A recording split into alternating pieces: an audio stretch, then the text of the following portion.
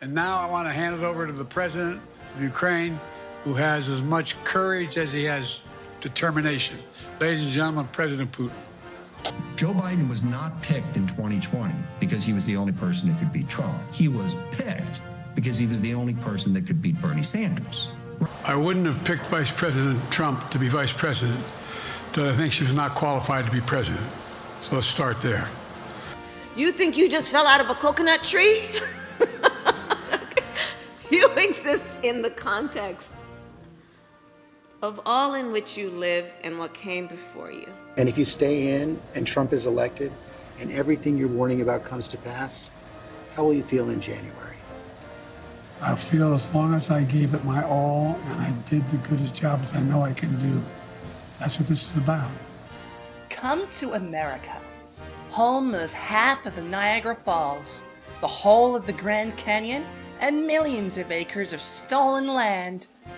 The American wildlife is as diverse and breathtaking as the country itself, from grizzly bears to mountain lions to as many as 100 rare species of white nationalist. I'm gonna come. Try the many foods brought by the hundreds of communities that make up this great nation.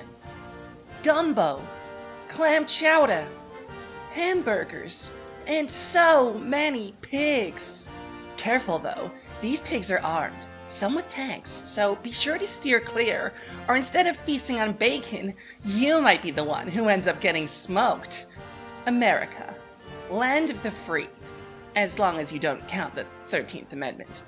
Oh, hello. Sorry, I was a little distracted there. You see, I was just helping Dan here study for his American citizenship test. You see, since Joe Biden's probably going to have to drop out of the presidential race soon, we here at the Daily Telegraph were thinking that we do a favour to our colleagues in the somehow less insane American newspaper industry and provide our cousins across the pond with another decrepit corpse to become the president. Unlike Joe Biden, Dan will never lose a debate to disgrace criminal and fascist Cheeto Donald Trump, because if you gaze at him for more than 3 seconds, you turn to ash. Unless you're me, that's it, because my vision is so poor that even when I'm wearing these glasses, he just looks like a more handsome Bill Clinton. Unlike Bill Clinton, though, you won't find Dan's name anywhere in Jeffrey Epstein's Little Black Book, and the only little St. James he cares about is the patron saint of the dying, for obvious reasons. Okay, so why don't I talk you through what the fuck I'm even doing here? You see, I, unfortunately, am a quarter American on my mother's side, and as such, I have family and friends over there, so I pay close attention to American politics. Closer attention than is probably healthy. While I may indeed remain Bridget Empire, science and culture correspondent for wretched hive of scum and villainy, the Daily Telegraph, I do have an interest in the current global hegemon, if only so that we in the office can use its demise as an ingredient in a series of dark rituals. In fact, I think I have the soul of some sort of mid-century American with a dubious accent somewhere in this office. I'll see if I can find it. Oh my god, I'm sorry. The signal is breaking up. Dan, I think it might be time. Get your suit on and find a baby to kiss. America is dying, and you're the only one who can save it. Viewers, hold on! In 1837, the German philosopher Hegel wrote regarding the fall of the Roman Republic and the consolidation of power by the Caesars. But it became immediately manifest that only a single will could guide the Roman state. And now the Romans were compelled to adopt that opinion, since in all periods of the world, a political revolution is sanctioned in men's opinions when it repeats itself. Thus, Napoleon was twice defeated, and the Bourbons twice expelled. By repetition, that which at first appeared merely a matter of chance and contingency becomes a real and ratified existence. This quote is suspected to be what Marx and Engels were talking about in the 18th Brumaire of Louis Napoleon, where a much more pithy and well-known saying was put to print. Hegel remarks somewhere that all great world historic facts and personages appear, so to speak, twice. He forgot to add, the first time as tragedy, the second time as farce. And while I think a lot of us find some solace in looking at the sheer amount of nonsense happening today and tearing our hair out over how the same thing is happening twice but more stupid, whether it's the UK electing a pound shop Tony Blair and somehow acting like he's going to do anything but just continue Thatcherism forever, or a man named Joe Biden being the only challenger the Democrats will dare to put forward against wannabe fascist dictator Donald Trump, despite him being much less popular than all alternatives, and risking the end of the USA rather than countenancing the idea of putting forward any kind of social democratic alternative. Anyway, while it's amusing to think about this as an exercise in pattern recognition mixed with despair, it's worth thinking about both what Marx and Hegel are talking about here in specific, and take it as not just an observation, but as a warning. After all, we're talking here about how societies come to accept the destruction of democracy, and how quickly. Julius Caesar may have faced the Ides of March, but Augustus Caesar lived to an old age, a dictator, and when he died, he didn't concede power back to the Senate, but to his heir, Tiberius. By the time Tiberius was named Caesar, an entire generation had been born, not knowing a time when there was a Roman Republic. And soon, all those who lived long enough to remember a time before the Caesars would pass. The absence of democracy, even one as limited and divisive as Rome's, not just accepted, but taken as a given, within just a couple of generations. But Marx wasn't talking about Rome. He was talking about Napoleon, and not the one you're probably thinking of. That Napoleon was tragedy. The farce was Napoleon III. Okay, Dan, now try to practice with me. Question 1. Why did the colonists fight the British? No, the answer was taxes. The Yanks don't even know about the old gods we have chained up here. Yet. Right, next one. What movement tried to end racial discrimination? Okay, you're not technically wrong, but I don't think John Brown's trigger finger was an option. The answer was the Civil Rights Movement. Question 3. Remember, you need to get these right. We need you here, okay? Name one problem that led to the Civil War. What do you mean, which one? Oh, hi there. Yes, this is indeed a video about the American presidential election, written at a time of maximum doubt over whether Joe Biden will step down or not. On the one hand, you have the current president angrily calling into morning shows and calling the media fake news. I don't care what those big names think. Claiming that he's a black woman. First black woman served with a black president. Triumphantly announcing he'll win in 2020. And saying it doesn't matter whether he wins or not, as long as he tried his goodest. On the other hand, though, Jill Biden, his wife, talked to him after the first presidential debate, which we will get to, like a 3-year-old, congratulating him on answering every question. His White House press staffers were caught saying he was going to be holding a big boy press conference. Whoopi Goldberg talked about him pooping his pants in his defense like he's a literal baby. So yeah, I have poopy days all the time. And he's on record saying only the Lord God coming down from heaven personally could make him drop out, so, that's good. Right now, every Democrat besides Nancy Pelosi, for some reason, has made public statements confirming he's definitely running for president, and that he'll definitely win, while privately saying the exact opposite, and leaking as much to the press. And the polls, well, they look like this. Your organization is forecasting some major changes in 6 key states. They're all moving closer to Donald Trump, including 3 battleground states that include Arizona, Georgia, and Nevada. That leaves 3 toss-ups remaining: Michigan, Wisconsin, and Pennsylvania. So pretty much every swing state is looking like a win for Donald Trump. And even New York now isn't a surefire win. And if Trump does get in, well, he said he wants to be a dictator. And he has plans to make himself a dictator all written up. And the Supreme Court just ruled that sitting presidents can't be punished for any crimes they commit as part of their job, so they've basically announced he's going to be the king, and all that there is left to do is crown him. The first time he was president, people were outraged. Tragedy.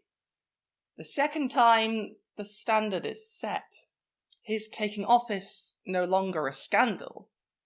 It's just accepted reality now.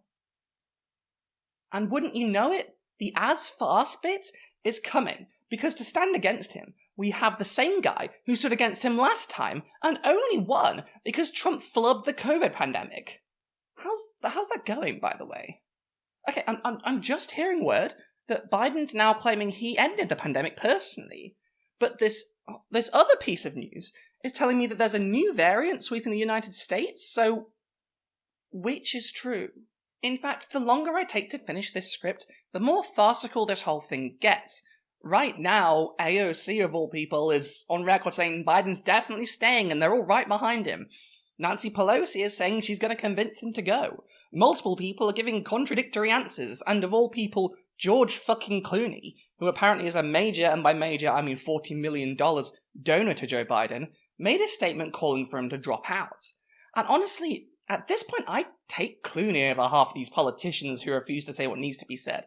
Plus he chastised Biden for talking down the ICC over Netanyahu's current rampage. Mainly because his wife works there, but still he gets points for that despite everything else. So, in the words of George Clooney from the New York Times, because for some reason that's the level we're dealing with now. It's devastating to say it, but the Joe Biden I was with 3 weeks ago at the fundraiser was not the Joe Big Fucking Deal Biden of 2010. He wasn't even the Joe Biden of 2020. He was the same man we all witnessed at the debate. Was he tired? Yes. A cold? Maybe. But our party leaders need to stop telling us that 51 million people didn't see what we just saw. We're all so terrified by the prospect of a second Trump term that we've opted to ignore every warning sign. The George Stephanopoulos interview only reinforced what we saw the week before. As Democrats, we collectively hold our breath or turn down the volume whenever we see the president, who we respect, walk off Air Force One or walk back to a mic to answer an unscripted question. Is it fair to point these things out? It has to be. This is about age, nothing more. But also not something that can be reversed. We are not going to win in November with this president. On top of that, we won't win the House, and we're going to lose the Senate. This isn't only my opinion. This is the opinion of every senator and Congress member and governor that I've spoken with in private. Every single one, irrespective of what he or she is saying publicly. Eagle-eyed viewers will remember that last time, the Democrats only picked Biden as the nominee because it looked extremely likely milquetoast social democrat Bernie Sanders was going to get the nomination because of the whole him being way popular than everyone else who was running and actually offering things for people thing. Then Barack Obama, the most disappointing thing to come out of America since Taco Bell, called up all the other candidates and told them to drop out and endorse Biden, since he still had some sway from standing as Obama's VP for 8 years, despite only being there to make Obama a more comfortable nominee to racist conservatives. I mean, Joe Biden, before he was Obama's vice president, was the guy that did the '94 crime bill. The guy who bragged about begging the American war machine to bomb Yugoslavia. The, I'm a Democrat, but I support segregation guy. And now we're acting like he's anything but a meat zombie being puppeted by the Democratic Party elite? Weekend at Biden's has been happening for a long time now, and the only thing that was keeping it from falling out of favor as a strategy was that no matter how unpopular Biden got, he was always at least more popular than Kamala Harris, his vice president, and now he's not.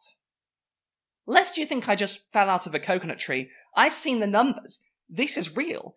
In fact, he's polling lower than local representatives and governors in states that he's projected to personally lose. The Democratic Party is more popular than him. It's Jova. If Biden runs, Trump will win. And yet, as I write this, everyone in the Democratic Party is insisting that they run him anyway, and that there's no way he won't run, despite the fact that if he even attempted a light jog, he'd have a heart attack. The global hegemon is about to be handed over to a fascist wannabe god king, because it's currently run by a man riddled with dementia and driven entirely by ego. This is not about him being able to beat Trump. This is about his pride. The pride of a man who can barely speak. I mean, have you seen the debate footage? And now what? Trump is handed the presidency by default. Without even a fight? What can you even call that? Except a farce.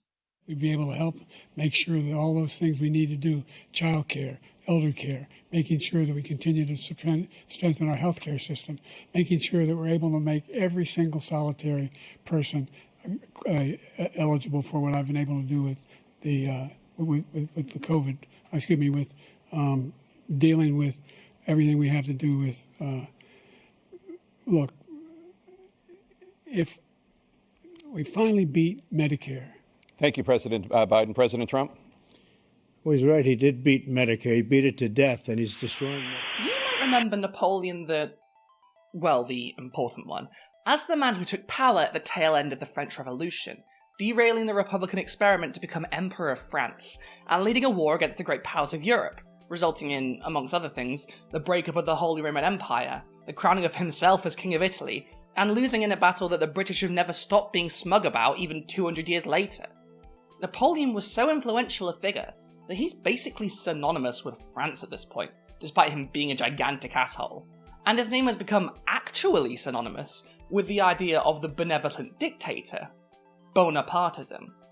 Napoleon III, or Louis Napoleon Bonaparte, was the OG Napoleon's nephew, and as much as he tried to live up to his uncle's name, I don't think he ever pictured himself being crushed militarily by an insurgent Prussia and dying exiled in disgrace thanks to every military history's third favourite general after Napoleon and Alexander the Great, Otto von Bismarck. Americans might be interested to know that Napoleon was genuinely quite an influential writer, although his work was a little more convincing than Donald Trump's. The End of Poverty actually had a lot more to offer people to entice them into supporting him than The Art of the Deal ever did. And if he had written it in America, he would absolutely have been rounded up for being a communist. Indeed, a lot of his support during his rise to power was from the left, but he would prove to not be that person at all. Far from it. In fact, in the years since the fall of Napoleon proper, there were those who thought back with nostalgia at the days of a French Republic ascendant, and an empire that could fight the world and nearly break it. And Louis Napoleon cared a lot about his uncle's legacy. His own legacy. His inheritance. He was, after all, as the son of Napoleon II, the King of Rome, and the Bonapartist movement, with Louis Napoleon at their side, would not once, but twice, attempt to make France great again. Saying twice is a little unfair. There were 2 failed coup attempts. The third time, he actually succeeded. Initially, Louis Napoleon's plan was to march on the capital and to rally the people to him. Unfortunately, he couldn't get everyone he needed on side in time, and he was stopped by the military before he could complete his task. While this might seem to you to have been Napoleon's very own tragedy, don't worry, after this failed coup, he tried again, and failed again. That's the problem with men who believe they are owed power. You can't keep these guys away. Anyway, he eventually succeeded, mainly by duping the French people into thinking he would genuinely help the poor and the working people of the country, and so he became the first elected president of the Second Republic. And then, of course, he performed a little thing we like to call a self-coup. Imagine a successful January 6th, which of course resulted in him arresting and exiling his opponents, locking them up, you might say. After which, he established the Second French Empire. Then, in the words of Marx and Engels, as farce. So this is how liberty dies. With thunderous applause. So, how do you fight these people? Well, you need to present an actual alternative. One that will actually help people. Look at the recent French parliamentary election. If you offer policies that will actually help people, genuinely help them in their day-to-day lives, you can sap the energy away from people who only appeal to those instincts in a cynical ploy to gain power. People vote for fascists, and people like them, because they are sick of a status quo that is screwing them over, and fascists offer an easy solution. Napoleon III, while I don't think he's a perfect model for this, genuinely had a record of thinking about how to uplift the poor. And his return was a return to the Napoleon name, a time when France was powerful, when France was important, when the country was a force to be reckoned with. If your choices are Biden or Trump, and they agree on 99% of what they're saying, then people will choose the one that says he's going to change things, the one that says he's going to make their lives better. Trump does not have the answers, but he says he does. And in a moment of pure pants-shitting on the part of the Democrats, although to be fair, every centrist party in the world does this, they tried to pick up Trump's voters by matching his rhetoric. He says immigrants need to go, so Biden proposes border legislation that would make Trump blush, and then wonders why he's losing popularity. The two of them on that debate stage argued over who was the biggest supporter of Israel, an issue that is a massive weak point for Biden. and one he will never back down from despite all of the horrors. And when women's right to choose is brought up, the Democrats' best issue, seriously getting rid of Roe v. Wade, hit the Republicans super hard. Biden old man mumbles and then starts talking about SA at the border by immigrants. What? Go back to the point that you'll actually win on. Biden, you can't out-anti-immigrant this man. He's the anti-immigrant guy. That's his whole argument. All you're gonna do is lose your own voters. But he's not coherent anymore. He can't make a good argument. He can't control his own bladder, never mind his rhetoric. And this is, after all, the '94 crime bill, man. His instincts aren't going to be very revolutionary when you get down to it. Far from it. If he has to improvise, how do you know which Joe Biden you're going to get? The one that got Bernie Sanders on the side and promised to be the most pro-union president in history? Or the forced busing guy, the segregation man? Because being the racist Democrat was his entire thing until 2008. Fascism rises when the left is crushed. When people are desperate and there is no answer on the table. The American voting system is not great for keeping fascists out. By its very design, you can only have two parties.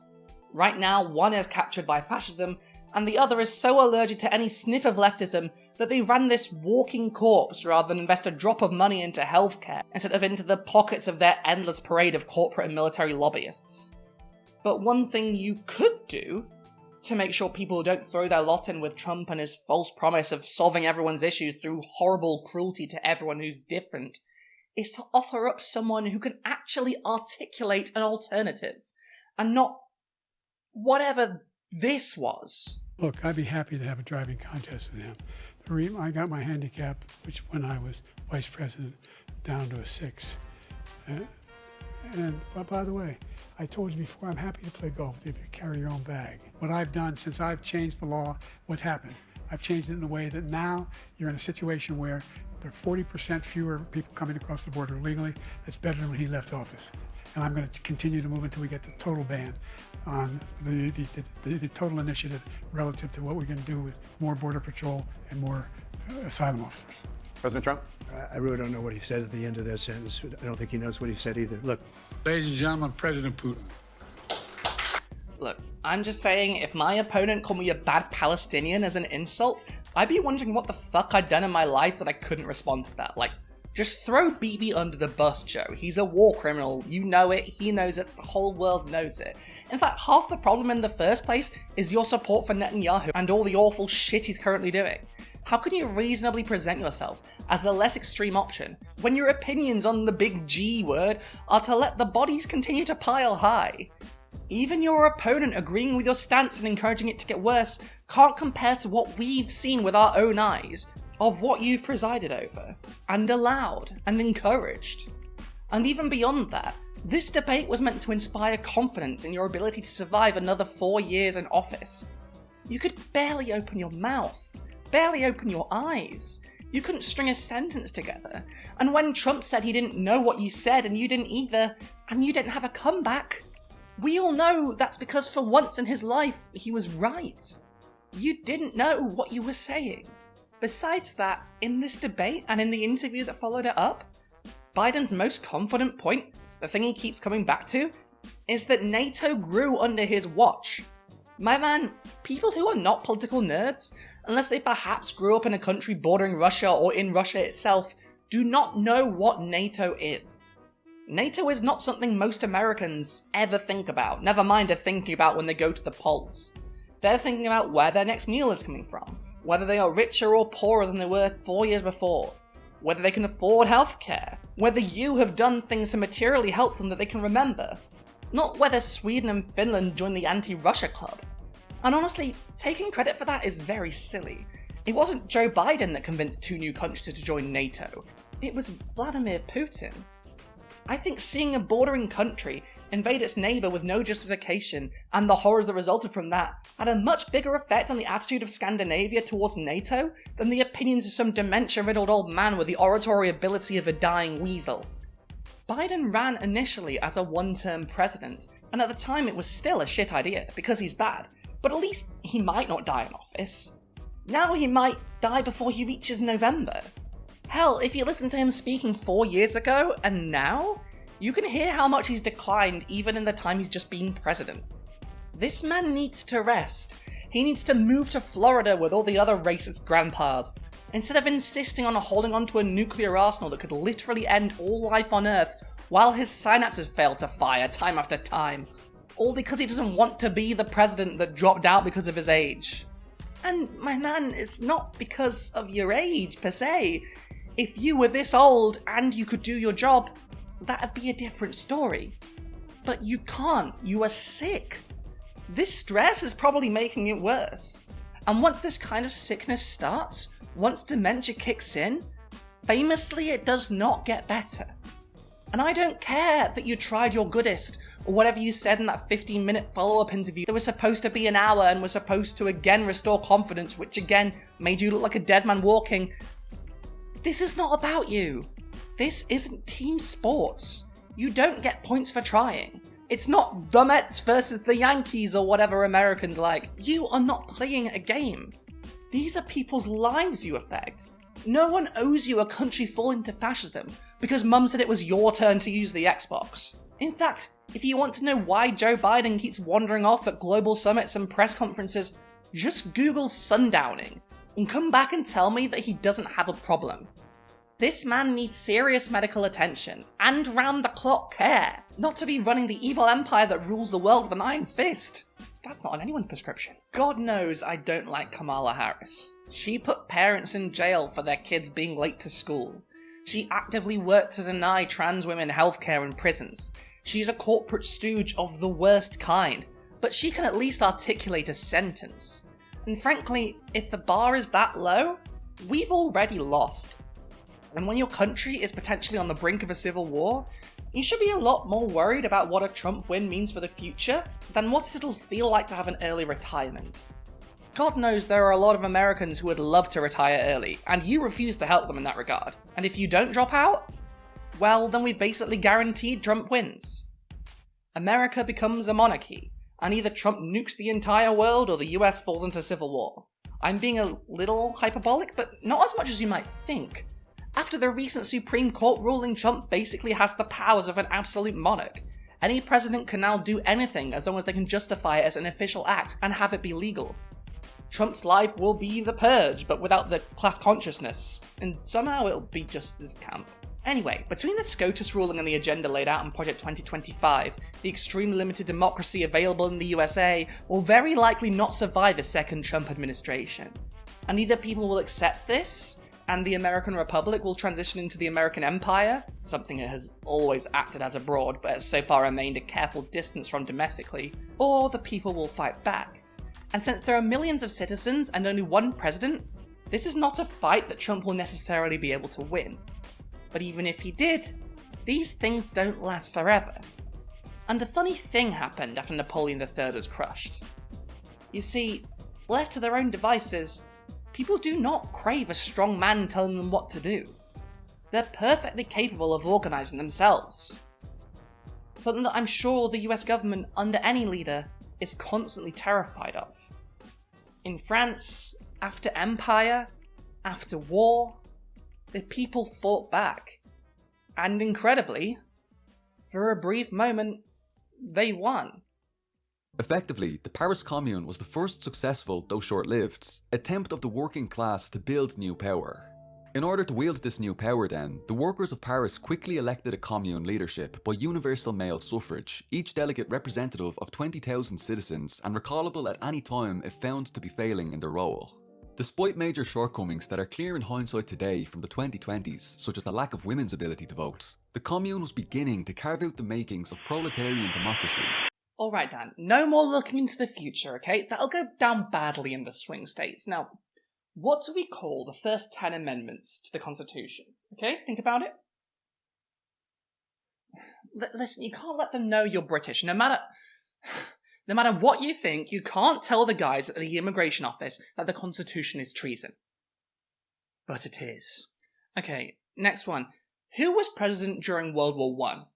That's the one that ended with the breakup of the Austrian and Ottoman empires. Yes, they fell, over 100 years ago.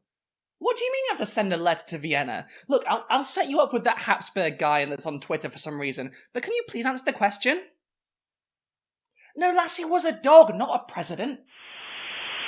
The Second French Empire fell in September 1870, when Napoleon III was taken prisoner following a humiliating military defeat by the Germans at the Battle of Sedan, and from its ashes arose the Third Republic.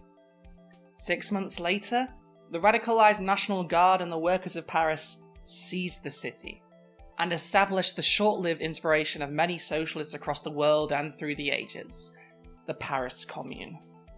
Despite only lasting 2 months before the French army slaughtered between 10 and 20,000 communards, the Paris Commune is one of the most fascinating social experiments in history.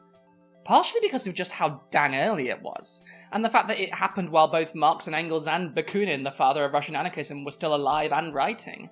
Its successes and failures informed their writings, and the socialist ideas and experiments that came after.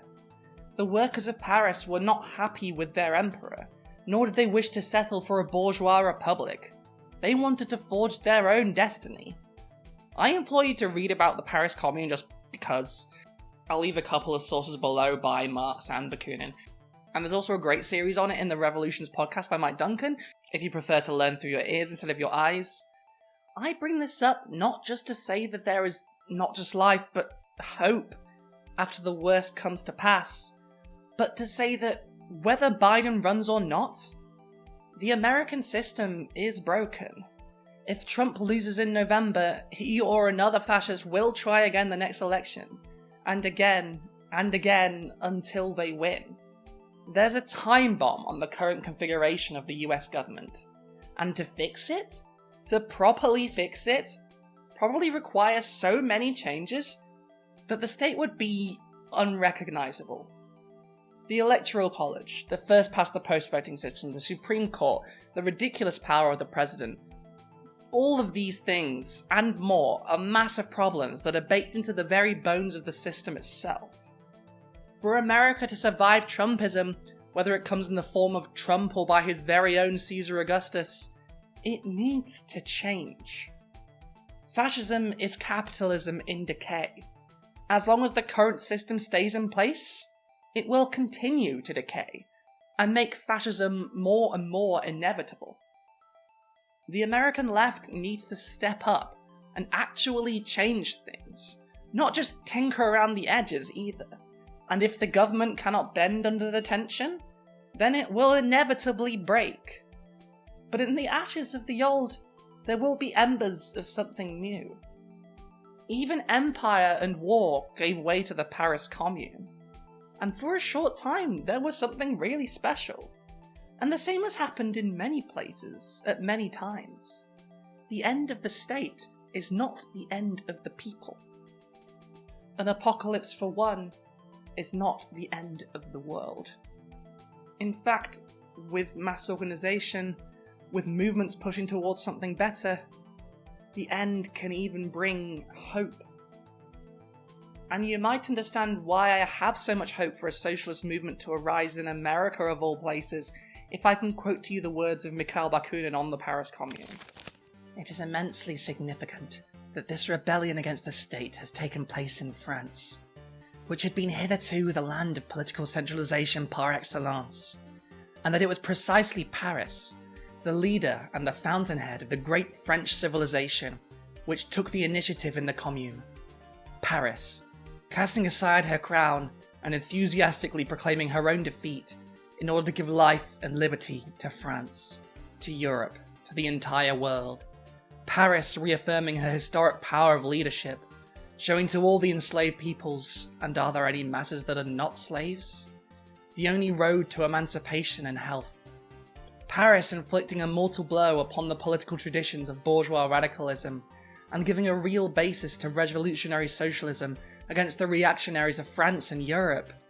Paris, shrouded in her own ruins, to give the solemn lie to triumphant reaction, saving, by her own disaster, the honour and the future of France, and providing to mankind that if life, intelligence and moral strength have departed from the upper classes, they have been preserved in their power and promises in the proletariat. Paris inaugurating the new era of the definitive and complete emancipation of the masses, and the real solidarity across state frontiers. The Paris Commune lasted too short a time, and its internal development was too hampered by the mortal struggle it had to engage against the Versailles reaction to allow it at least to formulate, if not apply, its socialist program theoretically. We must realise too, that the majority of the members of the Commune were not socialist properly speaking. If they appeared to be, it was because they were drawn in this direction by the irresistible course of events, the nature of the situation, the necessities of their position, rather than through personal conviction. It is said that the harmony and universal solidarity of individuals within society could never be attained in practice, because their interests, being antagonistic, can never be reconciled. To this objection I reply that if these interests had never as yet come to mutual accord, it was because the state has sacrificed the interests of the majority for the benefit of a privileged minority. That is why this famous incompatibility, this conflict of personal interests with those of society, is nothing but a fraud, a political lie. One of the most remarkable things about the French Revolution and the many French revolutions that followed is how in contrast it seemed to the image of France before. The English Civil War too, which came before it. Two of the most powerful monarchies in the world. And at the end of these events, these monarchs ended up minus ahead. America is not immune to seismic change just because its power seems absolute. In fact, this projection of power and resistance to giving that power away to those who struggle underneath it is increasingly likely to be its undoing.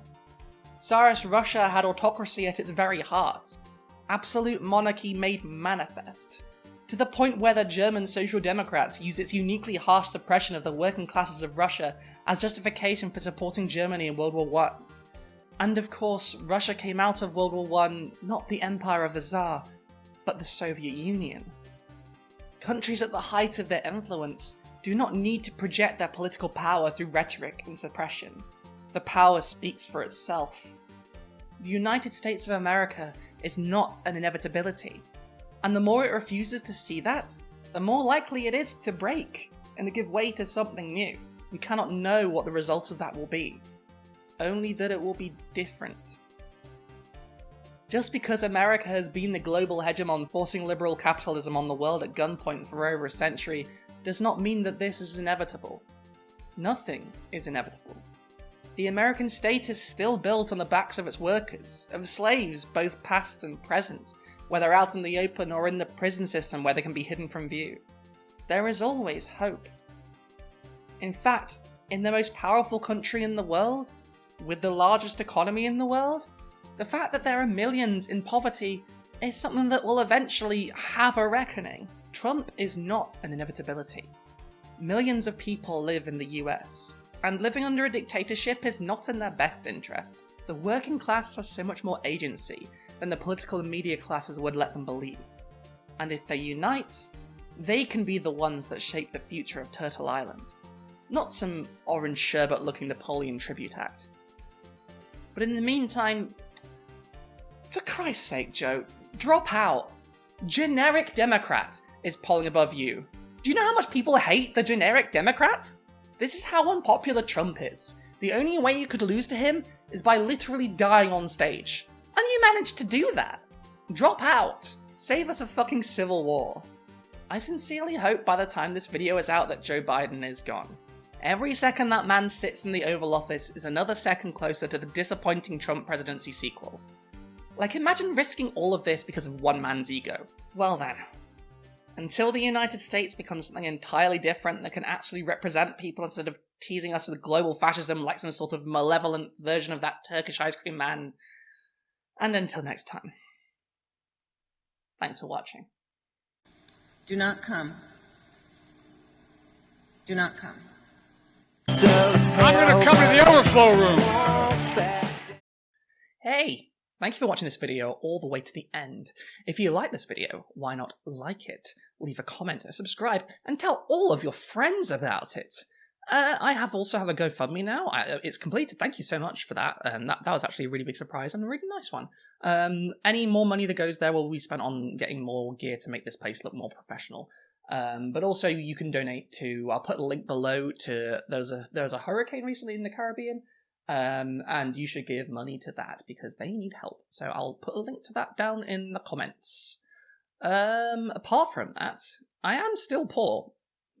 And I will, because all that money's going straight on the PC. So if you hate to see a trend like me down on the luck, why not help me get out of my massive, horrifying overdraft and send me some money? You can give me one-time donations on Coffee or PayPal, links below as always, or better yet, sign up to my Patreon or become my YouTube member. Same benefits, just different places, where you can get early videos, access to the members-only Discord, my Nintendo Switch friend code, and exclusive content such as interviews with some of your favourite YouTubers. In addition to all that good stuff, you'll also, if you sign up, get your name read out at the end of each video, just like these lovely people. Marva Andor, Tamsin, Bob the Builder 5445554, Isha, Nadine Della, Deborah Laboon, Vegas, Zilla's Athenium, Vince Whitaker, Amelia Unchained, Sarah Rudston, Jason Haig, Frank McManus, Susan Foster, Helena, Sierra Whiskey, Orestria, Ali Catgirl, John N, Scully, Jan, Lloyd Luciente, Jason Cribbett, Shield Thaden, Robin Podolsky, Turtle Choom, Casual Observer, Terry Roberts, Manta Ray, Courtney Burmack, Sleepy Slug, Philippa Tebrogger, Soma Piglet, Brain Douche, Artie Wolf, Greg Noble, Deanna McMillan, Carolina Regalado, Alexandra Lilly, Howard Lott, Narania, Scarjan, and Joey Cobalt. Thank you all so much. What's a traditional American goodbye? What do they say? They probably just speak regular English, don't they? Don't be a hamburger. That sounded right. It's 1,000 degrees here, so sorry about the look. This is the best I can do in this heat. I got hairy legs.